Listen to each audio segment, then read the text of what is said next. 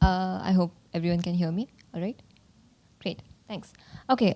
So I am Akshita. Thank you for introducing me. I work as a research engineer at the Allen Institute for AI. And I'll be talking about collaboration without data exposure and how you can train models collaboratively without giving up control over your data.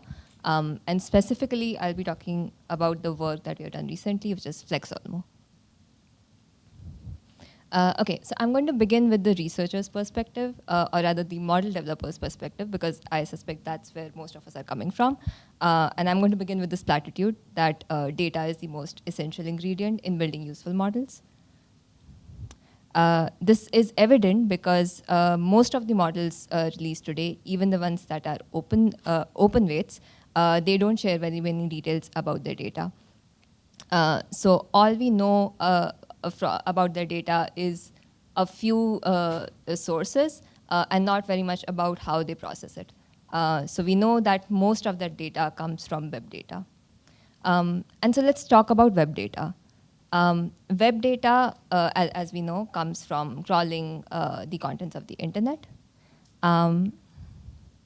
But what's happening recently is that this web data is declining. Why is that? Because a lot of websites today build restrictions on crawlers and scrapers. And so, for example, this paper from last year, it analyzed a bunch of robots.txt files from websites, and it found that there was an increase in the number of restrictions being put on scrapers, and then they predicted that this would only increase in the future. And so why is this? And here we kind of come to the data owner's perspective. And we know that in the past couple of years, individual creators on the internet don't want their data to be scraped freely by training AI models. We also know that community-driven websites are now closing down access to the user-generated, or rather the user-created data on their platforms. Now, keeping aside the question of who actually owns the data in that latter case, the bottom line is that public data is now declining. And what we're observing is this shift in how we define data ownership on the internet and how we define attribution, both legally as well as culturally. And so there's this notion of who gets compensation for what. Yeah, okay. So, like, talking about web data, I think this shift mostly has been driven by the last couple of years in AI, where people are just now more aware of how companies train models using their data, and some of it just comes from them not wanting to do that. But even before this, even before web data, and even before large language models, there has always been data that has had restrictions. So an example here is EU restrictions, which is that, well, EU regulations, which is that if you want to train models, or if you want to use data of EU residents, you have to use it within the confines of the EU geographical location. Similarly, in healthcare industry, there's a lot of restrictions on how you get access to patient data. And such data privacy laws are common in many other industries. Right, okay. And so why is it that we are not able to serve this, this landscape? And that's because we as model developers are making kind of assumptions about how we get access to data. And we have this notion that data is either available or it is not available. And so by available, I mean that all of the data is in the same place. You can pool it, you can shuffle it, all of it is available at the same time.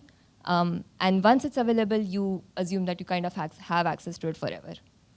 And then if it's not available, it's just not. But that's not actually quite accurate. So data access is not binary. It's more like a spectrum. So for example, on one hand, you might have data which you can fully access, but you have to do it in a specific geographic location, as in the case of EU regulations. On the other hand, you might have data that cannot be shared directly ever, but it is okay to share model weights trained on their data between collaborating data owners. So this is actually a real use case in the healthcare industry with the Cancer AI Alliance that you might have heard of. And then there are other restrictions, which is that all of the data may not be available at the same time, or data owners may want to opt out and so on. So how do we solve this? Well, one solution would be just to bring more of the data into the open, or just do more with existing public data.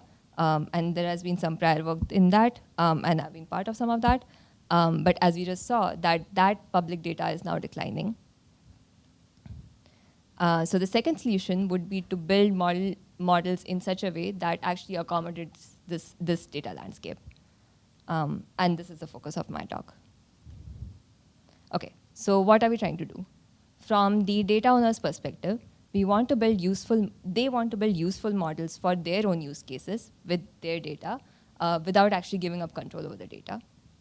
To enable this, model developers need to know how to build models like this efficiently when the data is siloed in this way. And by efficiently, I mean every time your data access changes, ideally you should not have to train all of your models from scratch. So more concretely, we want to build language models that can be developed collaboratively. We want to provide the ability to add data at any time. We want add data at any time and also remove data at any time. And we want to provide the ability to data owners to be able to train their models locally. So I'm going to talk about several methods that already do this to some degree. And essentially, this is a problem of how do we effectively merge models that are trained on different data distributions. And they all have these common characteristics, which is that you start from some common model first, because you can't just stick different models together. Yes? Yeah, I'll get to that. Yeah, so you start from some common model. In our framing, like in the data privacy setting, you expect that common model will be trained on publicly available data, such as common crawl, or at least data that is freely accessible for the data owners within a particular collaboration. And so then you use that model as the common starting point, and then you train it further on each individual data source, and then you combine it in some effective way. So you can combine it by doing a model soup, which is taking an average of the model weights. You can combine it by ensembling, which is when you take some sort of average of the model outputs. So you could do like a weighted average here. Now the problem here is that when you train on different data distributions, the weights diverge enough from each other that when you merge them, you kind of lose the performance on individual data domains. Another way to approach this would be federated learning, which I'm sure a lot of you thought of when I first started motivating this talk. So briefly, federated learning is that you start from some common random weights on a server. You send that out to different edge nodes. You train in parallel on different data for some number of steps. You send the model weights back, take an average, and then do that all over again. And so this I see as a special case of model merging that we have already seen before, except that you are merging periodically instead of just once. And this kind of solves the problem of the diverging weights because you're merging periodically. Now the problem is that this requires a fair bit of synchronization. And because you're merging periodically, you can't actually opt out. Another way to do this would be to combine the different dense models into a single mixture of expert. And so again, you start from a common model and you train dense models and then you combine them into a single mixture of expert. And this is similar to the MOE architecture that we normally know. But again, because there's the issue of diverging weights on the individual dense models, to accommodate that, you have to train on all of the data sets together towards the end, and therefore you cannot opt out. So FlexOlmo is the method that we propose, and that proposes to solve some of these issues. As before, you start with the public dense model. You train expert models in a particular way, which I'll explain. And then you combine that into a mixture of expert. And the way we do this enables this distributed training, so that does not require synchronization. And it also enables modular training, so that you can easily opt in and opt out. So how do we do this? There are two key things. First is that we train the individual expert models in such a way that they coordinate with the other experts when they're merged. The way we do that is, instead of continuing to train the dense model on the domain data, we first construct two expert modules, a mixture of experts with two expert modules. We initialize both from the public model, and then we use that public model as kind of like an anchor. So we freeze one set of layers, which is represented for the public model. And then we train only the feed-forward layers on the domain-specific data. So in this way, say for example, you have 3 different data sets. You end up with 3 different mixture of experts that all have 2 modules, and they're all anchored on the same public model. So they're coordinating with the public expert, and therefore they're also coordinating with each other. So when you merge them, you can do that kind of seamlessly. The second thing here is the router. So normally when you train mixture of experts, the router is kind of trained end-to-end using all of the data. We cannot actually do that here. So we instead decompose the router into expert-specific domain embeddings. Additionally, we initialize each of these domain embeddings with embeddings of samples from each of the data sets. And these we initialize using like an off-the-shelf embedder. And so all of the router, the starting router is already initialized with some information about each of the domains. And then when you combine them, you don't actually have to do any additional training. So then when you combine it, it's effectively one. So you have trained all of the individual experts once. You have trained them kind of asynchronously, and then you just basically plug them together. Because this is pluggable, you can also opt out. So you can just remove the relevant layers. I'm going to talk about some results. And so here, I'm just presenting a subset of the evals. So most of them are general evals, but the thing that I would like you to focus on is the math domain. So this is a specialized domain. And we expect in the real world setting, when we are actually using this, we expect that the specialized domains are the ones that will be used. And so you can expect, the public model doesn't do quite as well on the specialized math domain. When you train specialized experts, you can see that the math expert does really well on the math domain. This is expected. But it doesn't do quite as well on the other domains. We also observe that model merging actually does help, but we kind of lose the performance on the specialized domain. So there is benefits to merging in the sense that you get additional capabilities in your model, but for these really specialized niche domains, you actually kind of lose performance. With FlexOlmo, the benefit is that you could retain the performance of the individual domains, and you also add new capabilities to your model.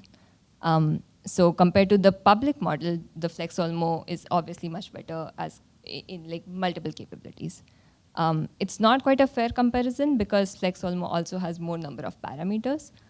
So we also add this additional unrestricted MOE, and this you can treat as like an upper bound. So this is a MOE with the same number of parameters as Flex, but it's trained off all of the data. And in the real setting, in the data privacy setting, we would never actually do that. And so the good thing here is that it doesn't do quite too badly compared to the upper bound. And so we actually retain most of the performance that we would if we were to train in this unrestricted way. Here we can also see results of opting out. So here, for example, we opt out of the news expert. And while we notice a performance drop for the news domain, the other domains kind of still do the same. Okay, summarize. Standard language model training kind of assumes that you have centralized access to all of the data during training. You assume that data access is binary, and you make a one-time decision on what data to include or not. And if you want to change that decision, then you have to retrain again. In the real setting, in the data privacy setting, neither of those things may be true. So what does FlexOlmo actually enable? Well, you can have data owners collaborate with each other, and this is especially helpful when individual data owners don't have as much of their own data, but they still hope to benefit from a shared model. And this is also especially useful for domains that are niche, where the individual data owners have data that's somewhat related, so that they would actually benefit from each other. An example of this, again, is healthcare. The other thing that it enables is the ability to opt out, not just from the perspective of data owners, but also from the user's perspective at inference time. So for example, you might have a user that's subscribed to a certain subset of data sources. So when you want to serve them a model, you can just use a model that's trained only on those subsets. And so it enables fine-grained user access privileges. And the third thing, as I mentioned, you don't have to train from scratch. You kind of can do this in a distributed way in different locations at different times. There are a bunch of different directions you can take FlexOlmo in. I already mentioned the partnerships between data owners, and healthcare is something that we're actively pursuing right now. In the healthcare domain, there are also these requirements for additional data privacy techniques. And the good thing is that FlexOlmo is orthogonal to these techniques, such as differential privacy. And so we have already done some experiments that show promising results there. Most of our experiments were conducted based on language model pre-training, but you can extend this to other modalities and also to post-training. And finally, one thing that I am particularly interested in is adding experts in a more fine-grained way, and that will enable even more efficiency. Yeah, you can see more details on our paper, and I'm happy to answer questions.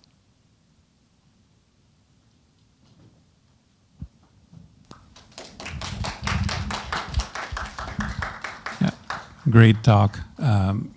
One thing I'm curious about is, in your examples, the experts were somewhat disjoint, like coding, math, and so on.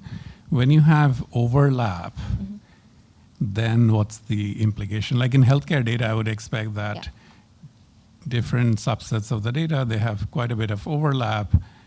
And you're like the gray line, which would be a lot higher relative to, but I'm curious what you think. So we did some experiments in the scientific domain, so like STEM fields. And we did observe that for some degree of overlap, like between math and physics, for example, one expert kind of helped the other. The tricky part is that how you do the router effectively, because if the domains are too similar, then the router is not trained in an as effective way. In practice, though, that's kind of fine, because even if the router is not necessarily always taking the quote-unquote the correct decision, because the other domain is so similar, the performance is actually not that bad. But for sufficiently disjoint domains, it's actually fine. Do we have any more questions? I have a quick question. Just a second here. Yeah, a concern is how do we identify corrupt data? What do you mean? Just because of the effect bad data would have in a common crawl. Say there is some information or websites that contain, it's like prompt injection, bad information intentionally, and knowing that this could be disastrous. Are we looking at that, and then how would we plan accordingly to? So Yeah, good question. I would say that's kind of orthogonal to the work that we're doing here, and I would put that more in the category of just general data processing. But on the note of, I think a related topic is data extraction, in the sense that when you have these privacy, these really private domains, can you actually extract data? I have not included those results here, but we did some experiments on checking if you could actually extract data, and we found that that was actually, like we couldn't extract data quite as easily. So doesn't quite answer your question, but so there's this issue of quality, which is, I think, separate from the issue of privacy. In this topic, I think we were focusing more on the privacy. One more question, and then we'll finish it up. Here you go. Thank you, and thank you for the talk. How do you train, if your routers are pluggable, how do you decide which route? Can you say that again, please? If your routers are pluggable, like across multiple domains, how do you decide which router to route to for a specific query? And how does it scale with number of domains or partners that you plug into this overall composite system? Right. So in the actual setting, the router, because it's trained on domain-specific embeddings, that's what we rely on to route effectively. So we are not explicitly selecting the router. We're kind of relying on the embeddings, and those embeddings were trained when we were training the individual experts. And regarding the question of how do we scale as we add more experts, yeah, that's a great question, and that's something that we're actively working on, because right now, because we are working with these large, dense models, every time you add a new expert, you're increasing the size of your model kind of linearly. And that's something that we're exploring right now with having smaller experts, more fine-grained experts. Great. Let's give another round of applause.